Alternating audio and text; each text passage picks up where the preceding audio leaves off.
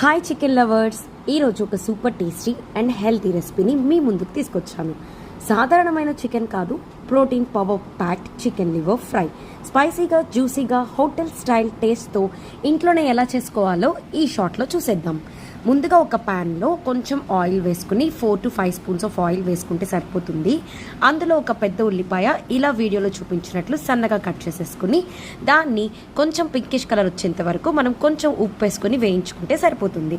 అలా కొంచెం వేగాక మనకి వీడియోలో చూపించినట్లుగా కొంచెం అల్లం వెల్లుల్లి పేస్ట్ వేసేసి ఆ తర్వాత ఓన్లీ చిన్న టొమాటో కూడా వేసేసి దాన్ని మనం బాగా స్మాష్ అయ్యేంత వరకు ఉడికించుకోవాలి.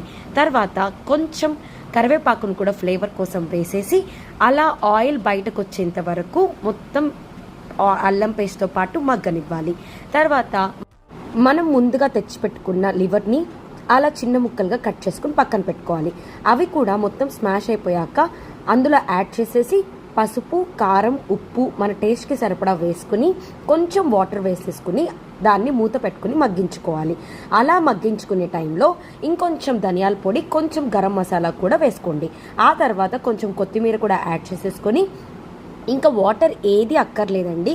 అలా మనం లో టు మీడియం ఫ్లేమ్లో అలా స్లోగా కలుపుకుంటూ ఉడికించుకుంటే సరిపోతుంది.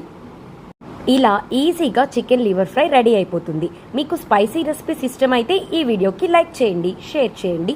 ఇంకా ఇలాంటి వాటి కోసం ఫాలో అవ్వడం మర్చిపోకండి. బాయ్.